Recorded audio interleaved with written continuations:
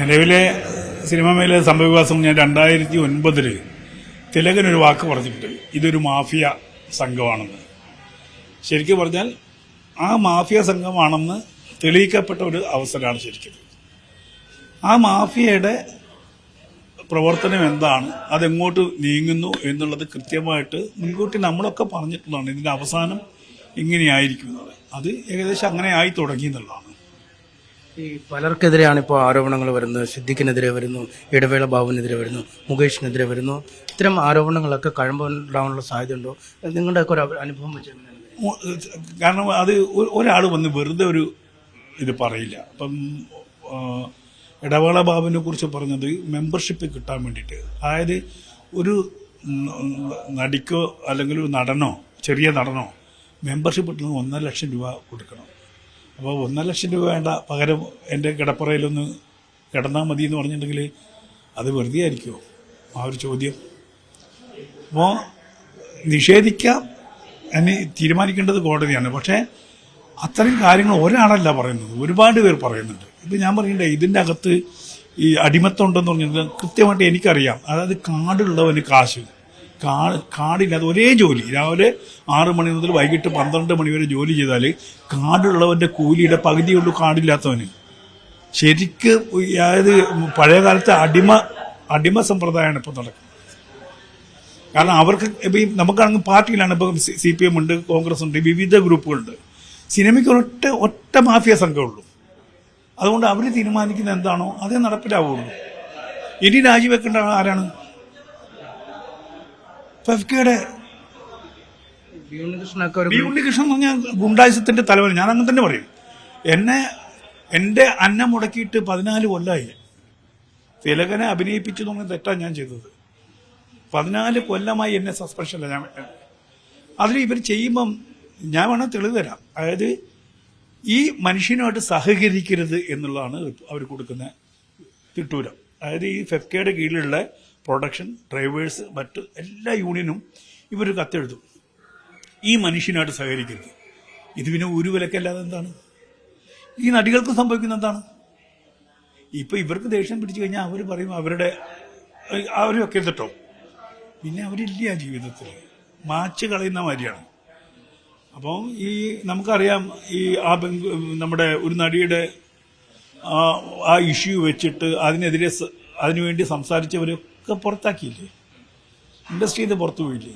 അപ്പോൾ അത് തെളിവല്ലേ ഇത്? എന്തുകൊണ്ട് അവർ വർക്ക് ചെയ്യുന്നില്ല? സജീവമായിട്ട് നിന്ന ആൾക്കാർ പെട്ടെന്ന് അങ്ങോട്ട് ഔട്ടാവുകയാണ്.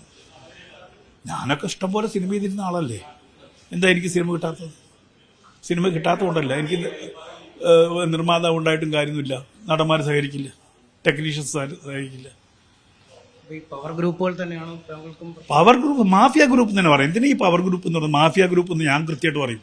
സിനിമയ്ക്ക് കഴിയുന്ന സമയത്ത് ഇത്തരത്തിലുള്ളൊരു മിസ്കണ്ടക്ട് ഈ നടിമാരോടൊക്കെ അല്ല, ഇത് ഞാൻ പറട്ടെ, സെക്സും സിനിമയും തമ്മിൽ ഞാൻ വേർതിരിക്കില്ല. സെക്സ് സിനിമയുടെ കൂടെ ഉണ്ട്. കാരണം സെക്സ് സിനിമകളുണ്ടായിരുന്നു മലയാളത്തിൽ. പിന്നെ ഞാൻ പറട്ടെ, ഇത് ഈ കഴിവില്ലാത്തവർ പലപ്പോഴും സിനിമയുടെ കൂടെ സഞ്ചരിക്കുന്ന സ്ത്രീകളുണ്ട്, അത് വേറെ രീതിയിൽ സഞ്ചരിക്കുന്ന. ഇതൊക്കെ മലയാളത്തിൽ എല്ലാവർക്കും അറിയുന്ന. പക്ഷെ ആരെയും അറ്റാക്ക് ചെയ്തിട്ട് ഇങ്ങനെ ചാൻസ് തരാമെന്ന് പറഞ്ഞ് അറ്റാക്ക് ചെയ്യുന്ന സ്വഭാവമില്ല. ഈ പറയുന്ന രീതിയിലുള്ള സെക്സ് സിനിമകൾക്ക് വേണ്ടിയിട്ടുള്ള ആർട്ടിസ്റ്റ് മലയാള സിനിമയിലുണ്ടായിരുന്നു. അവർ ആ രീതിയിൽ പോയിട്ടുണ്ടാവാം. പക്ഷെ ഇതേപോലെ ഈ നടന്മാരെന്തിനാണ് ഈ സ്ത്രീകളെ കയറി? ഇപ്പോൾ സംവിധായകരാണെങ്കിൽ ശരി, സംവിധായകർ ഒരു ചാൻസിന് വേണ്ടി വന്നപ്പം ഉപദ്രവിച്ചു പറയാം. ഇപ്പം ഈ നടന്മാരടക്കം ഇതിലെങ്ങനെ ചെയ്യുന്നു? ഇപ്പൊ സിനിമയിൽ സെക്സ് ഇല്ലാതെ ഇപ്പൊ പരസ്പരം പരസ്പര സമ്മതത്തോടുകൂടി ആൾക്കാർ ബന്ധപ്പെടുന്നുണ്ടാവാം. അന്നും ഇന്നും ഉണ്ടാവും. മലയാള സിനിമയുടെ തുടക്കത്തിൽ അതിന് കാരണം ഞാൻ പറഞ്ഞുതരാം. മലയാള സിനിമ തുടങ്ങിയത് മുതലാളിമാരാണ്. അന്ന് സിനിമ പ്രൊഡ്യൂസർ എന്നല്ല പറയാം, സിനിമ മുതലാളി എന്നറിയാം. സിനിമാ മുതലാളിമാരെ കണ്ട് സിനിമാ മുതലാളിമാരാണ് അന്ന് കാസ്റ്റിംഗ് നടക്കുന്നത്, അല്ലാണ്ട് സംവിധായകരല്ല. സംവിധായകർ തമിഴിൽ നിന്നൊക്കെ വന്ന ആൾക്കാരായിരിക്കും. അപ്പൊ സിനിമയുടെ കൂടെ ഇത്തരം ഒരു അവസ്ഥ ഉണ്ട്, ഇല്ലാന്നൊന്നും പറയാൻ പറ്റില്ല. പക്ഷെ അത് ഈ ആധുനിക കാലത്ത് തുടരുമ്പോഴാണ് ആ രീതിയിൽ സഞ്ചരിക്കുന്നത്. ഞാൻ പറഞ്ഞില്ലേ, സ്വന്തം കുടുംബത്തിനു വേണ്ടി വേശ്യാവൃത്തി ചെയ്യുന്നത് പോലെ തന്നെ ഈ സിനിമയിലും ചില ഘടകങ്ങൾ ഉണ്ടായിട്ടുണ്ട്. ഇപ്പൊ നമുക്കറിയാം, ഈ തുണ്ട് സിനിമകൾ എന്ന് പറഞ്ഞ സിനിമ മലയാള സിനിമ ഉണ്ടായിരുന്നില്ലേ? ഇന്ന് തുണ്ട് സിനിമ ചെയ്ത പല സംവിധായകരാണ് ഇപ്പോൾ വലിയ സിനിമ സംവിധായകരൊക്കെ ആയിട്ടുള്ളത്. കിന്നാരത്തുമ്പികൾ. നമ്മൾ എന്തിനാ നമ്മൾ രാഷ്ട്രീയക്കാർ സരിതയെ ഉപയോഗിച്ചിട്ടില്ലേ? എങ്ങനെയാ ഉപയോഗിച്ചത് നമുക്കറിയാന്നില്ലേ? ഒരു ഒരു ഒരു ഒരു ഒരു ഗവൺമെന്റിനെ അട്ടിമറിക്കാൻ വേണ്ടി ഒരു സ്ത്രീയെ ഉപയോഗിച്ചിട്ടില്ലേ? അപ്പം അതൊന്നും സിനിമയിൽ ഇല്ല എന്ന് പറഞ്ഞ് നമുക്ക് കുഴപ്പമില്ല. പക്ഷേ ഈ രീതിയിലുള്ള ഈ പറയുന്നതാണ് ഒരു മെമ്പർഷിപ്പിന് വേണ്ടി പോലും കിടന്നു കൊടുക്കേണ്ട അവസ്ഥ എന്ന് പറഞ്ഞിട്ടുണ്ടെങ്കിൽ ഉണ്ടായിരുന്നില്ല. കുറച്ചും കൂടി മാന്യമായിരുന്നു. കാരണം അവർക്ക് തൊഴിൽ ഈ പറയുന്ന ഇപ്പം ഇന്നലെ ഒരാൾ പറഞ്ഞു കേട്ടു, അതായത് ഇവരൊക്കെ വേശ്യകളാണെന്ന് പറയും. ഈ കംപ്ലൈൻറ്റ് ചെയ്തൊരു വേശ്യരാണെന്ന് തോന്നുന്നു. ഞാൻ അപ്പം ചോദിച്ചു, വേശ്യകൾക്കൊരു ചോയ്സ് ഇല്ലെന്ന് ചോദിച്ചു. ആരോടെ കിടക്കണം തീരുമാനിക്കാനുള്ള അവകാശം വേശ്യക്കുണ്ട്. ഇന്ത്യയിൽ വേശ്യാവൃത്തിയും സർട്ടിഫൈഡാണ്. അങ്ങനെ ജീവിക്കുന്ന മനുഷ്യരുണ്ട് തൊഴിലായിട്ട് അംഗീകരിച്ചിട്ട്. അപ്പം ആ രീതിയിലല്ല ഇത് എന്താ പറയുന്നത്, റേപ്പ് എന്ന് പറയുന്ന ഗണത്തിൽപ്പെടുത്താവുന്നതാണ്. ആ റേപ്പൊന്നും മലയാള സിനിമയിൽ ഉണ്ടായിരുന്നില്ല. ഈ താങ്കളോട് ആരെങ്കിലും താങ്കൾ സംവിധാനം ചെയ്ത കാലത്തൊക്കെ ഇത്തരത്തിൽ നടികളോ വല്ലതും പരാതിപ്പെട്ടിട്ടുണ്ടോ? ഇങ്ങനെ ഒരു മോശം അനുഭവം ഉണ്ടായെന്നോ അങ്ങനെ പറഞ്ഞിട്ടുണ്ടെങ്കിൽ? മോശം അനുഭവം ഉണ്ടായതൊക്കെ എല്ലാവരും ഉണ്ട്. മോശം അനുഭവം ഉണ്ടായാലും നമ്മൾ സഹായിച്ചിട്ടുള്ളത്. അന്ന് സിനിമയിലൊക്കെ എന്ന് പറഞ്ഞാൽ ഇതേപോലെ സെറ്റപ്പ് എന്നാ പറയുക. കാരണം ഈ ഇതിൽ വന്നിട്ട് ജീവിക്കാൻ വേണ്ടിയിട്ട് നെട്ടോട്ടോടുന്ന ഒരുപാട് സ്ത്രീകളുണ്ടായിരുന്നു. ഇന്ന് അവർ പലരും പല ഉയർന്ന സ്ഥലത്തിലെത്തിയ ആൾക്കാരുണ്ട്. അപ്പോൾ ഇതിൻ്റെ ഭാഗമാണ്. അവരെ ഹെൽപ്പ് ചെയ്യുകയാണ്. ഇപ്പോൾ ചെറിയ സിനിമക്കാർക്ക് അവരെ ഹെൽപ്പ് ചെയ്യുക. വലിയ സിനിമക്കാർ ഉപയോഗിച്ച് കളയുമ്പോഴും ചെറിയ സിനിമക്കാരിലാണ് ചെറിയ സിനിമയിലാണ് അവർക്ക് എന്തെങ്കിലുമൊക്കെ വേഷമൊക്കെ കിട്ടിയിരുന്നത്. അപ്പോൾ എന്നെ ഈ ചീത്തപ്പേര് ഒഴിവാക്കാൻ വേണ്ടിയിട്ട് പലപ്പോഴും പല ആർട്ടിസ്റ്റും എന്നോട് പറഞ്ഞിട്ടുണ്ട്, സാറിന് സിനിമയിലൊന്നും അഭിനയിക്കണം, സാർ എന്തുകൊണ്ടാണ് വിളിക്കാത്തതെന്ന് ഞങ്ങൾക്കറിയാം. കാരണം ഞങ്ങളുടെ പേര് കണ്ടാൽ അത് സെറ്റപ്പ് സിനിമയാണെന്ന് പറയുമല്ലോ. അങ്ങനെ സംസാരിച്ച സ്ത്രീകളുണ്ട്. നമുക്ക് ഇതൊന്നും തുറന്നു പറയാൻ പറ്റില്ല. തുറന്നു പറയാൻ പറ്റാത്ത ഒരുപാട് ജീവിതങ്ങൾ സിനിമയിലുണ്ട്. അങ്ങനെ ആരെങ്കിലും ഏതെങ്കിലും നടന്മാർക്കെതിരെ പരാതി വന്നിട്ടുണ്ടോ?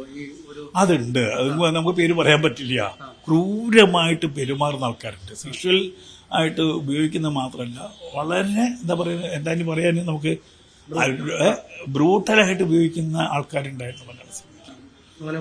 വന്നിട്ടുണ്ട്. ഒരു പറയും സാറേ, സഹിക്കാൻ പറ്റില്ല. അങ്ങനെയൊക്കെ ഒന്നും അല്ല, സംവിധാനങ്ങളൊന്നുമില്ല. കാരണം അന്ന് ഈ പറയുന്ന സംഘടനയില്ല, ഒന്നുമില്ല. അതുകൊണ്ടാണ്. ഇപ്പൊ സംഘടന ഉണ്ടായിട്ടെന്ത് കാര്യം? ഒരു കാര്യമില്ല. അമ്മ പരാതി പറഞ്ഞ ആരുടെ? ഇടവേള ബാബുവിന്റെ അടുത്തല്ലേ? ഒരു ഇടവേള ഇടം പറയും. പിന്നെ ആരുടെ? സിദ്ദീഖിന്റെ അടുത്താണോ? ആരുടെ ഇത് പറയേണ്ടത്? ഇത് ഞാൻ പറയട്ടെ, സ്ത്രീകൾ അവിടെ ഉണ്ടായിരുന്നെങ്കിൽ, കുറച്ച് കൊള്ളാവുന്ന സ്ത്രീകൾ അവിടെ ഉണ്ടായിരുന്നെങ്കിൽ അവർ കംപ്ലൈന്റ് എടുത്തുകൂടെ? ഇത്തരം കാര്യങ്ങൾ അവർക്ക് ഏറ്റെടുത്തുകൂടെ? ഈ മോഹൻലാലിനൊക്കെ പെട്ടെന്ന് കൂട്ടമായി രാജിവെക്കാൻ നിർദ്ദേശം നൽകുകയും അദ്ദേഹം തന്നെ രാജിവെച്ചു. അത് ശരിക്കും പറഞ്ഞാൽ ഒരു ഒളിച്ചോട്ടം പോലെയാണ്. കാരണം ഒരു കാരണം പോലും പറഞ്ഞില്ല. ഞങ്ങളിത് ഏറ്റെടുക്കുന്നു, ധാർമ്മികത ഏറ്റെടുക്കുന്നു, ഇവരൊക്കെ മോശക്കാരാണെന്നാണോ എൻ്റെ അർത്ഥം? എത്രയോ നല്ല മനുഷ്യരുണ്ട് അതിനകത്ത്, എത്രയോ നല്ല മനുഷ്യരുണ്ട്. ഇവർ രണ്ടുപേരും പ്രതികരിക്കുന്നില്ലെന്ന് സമൂഹ മാധ്യമങ്ങളൊക്കെ വലിയ വിമർശനം. എനിക്ക് തോന്നുന്നു ഇന്നലെ കൃത്യമായിട്ട് പ്രതികരിച്ചത്, സത്യത്തിൽ പൊട്ടിത്തെറിച്ചത് സുരേഷ് ഗോപിയാ. അദ്ദേഹത്തിന് ഇതിലുള്ള ഇമോഷനാണ് കാണിച്ചത്. കാരണം അദ്ദേഹം ഇതിലൊന്നും പെടൂല, കള്ളു കുടിക്കൂല, സ്ത്രീകളുടെ പുറകെ പോവില്ല. എൻ്റെ അനുഭവം അങ്ങനെയാണ്. അപ്പോൾ ചിലപ്പോൾ അദ്ദേഹത്തിന് ഒരു ഇമോഷണലായിട്ട് അദ്ദേഹം സംസാരിച്ച്, ആർക്കും ഇമോഷണലായിട്ട് വന്നില്ല. അതിന് വേറെ ഇപ്പൊ ഫെഫ്ക ഇത്രയും ദിവസം മൗനം ആരംഭിച്ചിട്ട് ഇന്നാണ് ഇപ്പോൾ പുറത്തേക്ക് ഇറങ്ങുന്നത്. ബി ഉണ്ണികൃഷ്ണൻ ഇവിടെ ഉണ്ടായിരുന്നില്ല, നാട് വിട്ടുപോയതാണോ? ബി കൃഷ്ണൻ എവിടെയിരുന്നു നാവ്? ഇതിൻ്റെയൊക്കെ പുറകിലുള്ള യങ്സ്റ്റേഴ്സിന്റെ ഭാഗമാണ് അവരൊക്കെ. അവർ പറയണ്ടേ? അവർ പറയില്ല. ഇത്രയും ദിവസം അവർ കിട്ടിയില്ല. ഇതിലിപ്പം അമ്മയിൽ നിന്ന് ഫെഫ്കയിലെ ആൾക്കാർ കൂടി ഇതിൽ പ്രതിയായപ്പോഴാണ് അവരറിഞ്ഞത്. അല്ലെങ്കിൽ അമ്മയുടെ കൂടെ അങ്ങ് പോയത്. ഇത് ഫെഫ്കയുടെ മെമ്പർമാരുണ്ടല്ലോ, സംവിധായകരുണ്ടല്ലോ. മുകേഷാണ് ഇപ്പം മറ്റൊരിപ്പോൾ എല്ലാ പ്രതിഷേധങ്ങളും മുകേഷിനെതിരെയാണ് തിരിഞ്ഞിരിക്കുക. മുകേഷിന്റെ MLA കൂടിയാണ്. അത് അവർ തീരുമാനിക്കട്ടെ. കാരണം മുകേഷിൻ്റെ ഒരു സ്ത്രീ അല്ല ഇപ്പോൾ വന്നിരിക്കുന്നത്. മുകേഷ് വീട്ടിൽ കയറി ആക്രമിച്ചെന്ന് വരെയുള്ള ന്യൂസ് വന്നില്ലേ? അപ്പം ഇത് ഗണത്തിൽപ്പെടുത്തണം നമ്മൾ. അത് തെളിയിക്കേണ്ടത് നമുക്ക് പറയാനൊന്നും പറ്റില്ല. തെളിയിക്കേണ്ടത് സർക്കാർ തെളിയിക്കട്ടെ. സർക്കാർ തെളിയിക്കുമോ? അത് അതിൻ്റെ എന്താണ്, ഇത് കുറവാണ്, ഡിഗ്രി കുറവാന്ന് പറയും കുറച്ച് കഴിഞ്ഞാൽ. പീഡനത്തിൻ്റെ തോത് കുറവാണ്, വെർബലാണ്, അത് ഓട്ടയടച്ച് വെക്കാനല്ലേ പറഞ്ഞുള്ളൂ എന്നൊക്കെ വരും ന്യായം.